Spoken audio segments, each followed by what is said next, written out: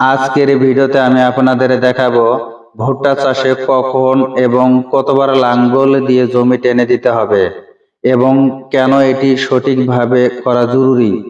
সম্পূর্ণ ভিডিও দেখুন, কারণ শেষে একটি বিশেষ টিপস দেব যা অনেকেই জানে না।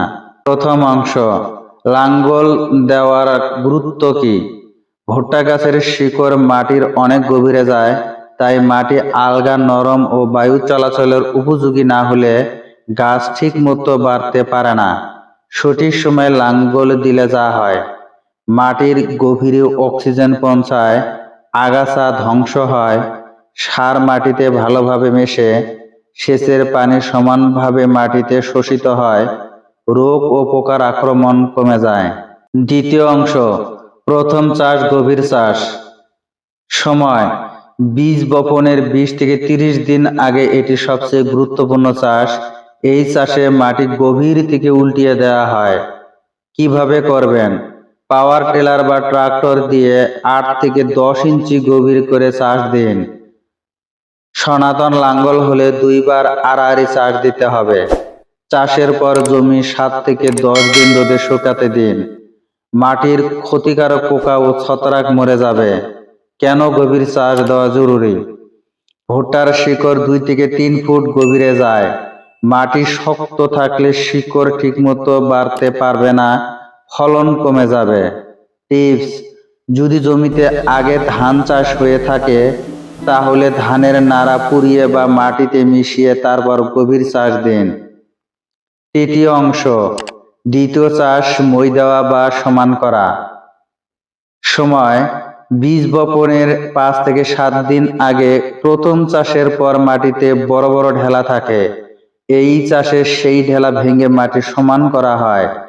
কিভাবে করবেন? হালকা করে আবার চাষ দিন বা মই দিয়ে টেনে দিন। মাটির চাকা বা ঢেলা ভেঙে মিহিন করুন। জমির উঁচু নিচু ভাব দূর করুন যাতে সেচের পানি সমানভাবে ছড়িয়ে পড়ে। এই সময় গোবর সার ও অন্যান্য বেসাল সার মাটিতে মিশিয়ে দিন। বীজ বোনার আগের শেষ চাষ। সময়, বীজ বপনের 1 থেকে 2 দিন আগে এটি হালকা চাষ। মূল উদ্দেশ্য হলো মাটি একদম নরম ও বীজ বোনার উপযোগী করে তোলা। কিভাবে করবেন? হালকা একটি চাষ বা কোদাল দিয়ে মাটি আলগা করুন। বীজের সারি টানুন। সারি থেকে সারির দূরত্ব 60 থেকে 75 সেন্টিমিটার। বীজ বোনার গর্ত করুন। গর্তের গভীরতা 3 থেকে 4 সেন্টিমিটার। মাটিতে পর্যাপ্ত রস আছে কিনা দেখুন। শুকনো হলে হালকা সেচ দিয়ে নিন। চতুর্থ চাষ, গাছ বড় হওয়ার পর আন্তঃচাষ সবচেয়ে গুরুত্বপূর্ণ। বীজ বপনে 20 থেকে 25 দিন পর এই চাষটি অনেক কৃষক ভাইরাই করেন না, কিন্তু এটি না করলে ফলন 20 থেকে 30% কমে যায়। কেন এই চাষ দরকার? এই সময় আগাছা দ্রুত জন্মায় এবং গাছের খাদ্য ও পানি চুষে নেয়। মাটির উপরে শক্ত আস্তরণ পরে, বায়ু চলাচল বন্ধ হয়ে যায়। শিকড়ের কাছে মাটি আলগা করলে গাছ দ্রুত বাড়ে। কিভাবে করবেন? 2 সারির মাঝখানে কোদাল বা উইডার দিয়ে হালকা করে মাটি কুপিয়ে দিন। গাছের গোড়ায় মাটি তুলে দিন। মাটির আলিং বা ইয়ার্থিং আপ। আগাছা পরিষ্কার করুন। এরপর সার দিন এবং সেচ দিন। ষষ্ঠম অংশ, পঞ্চম চাষ, দ্বিতীয় আন্তঃচাষ। বীজ বপনে 40 থেকে 45 দিন পর মোচা আসার আগে এই চাষ দিতে হবে। এটি শেষ আন্তঃচাষ। এরপরে গাছ এত বড় হয়ে যায় যে চাষ দেওয়ার জায়গা থাকে না। কিভাবে করবেন? আগের মতো সারির মাঝে কোদাল বা যন্ত্র দিয়ে মাটি আলগা করুন। গাছের গোড়ায় আরো বেশি মাটি তুলে দিন। এতে গাছ ঝরে পড়বে না। এই সময় ইউরিয়া শেষ কিস্তি দিয়ে মাটির সাথে মিশিয়ে দিন। এরপর সেচ দিন। লাঙ্গল চাষের সময়সূচি। প্রথম চাষ, বীজ বপনের 20 থেকে 30 দিন আগে মাটি উল্টানো বা পোকা ধ্বংস করার জন্য দিতে হবে। দ্বিতীয় চাষ, মই বপনের 5 থেকে 7 দিন আগে মাটি সমান ও মিহিন করার জন্য দিতে হবে। তৃতীয় চাষ হালকা, বপনের 1 থেকে 2 দিন আগে বীজ বোনার প্রস্তুতির জন্য এ চাষ দিতে হবে।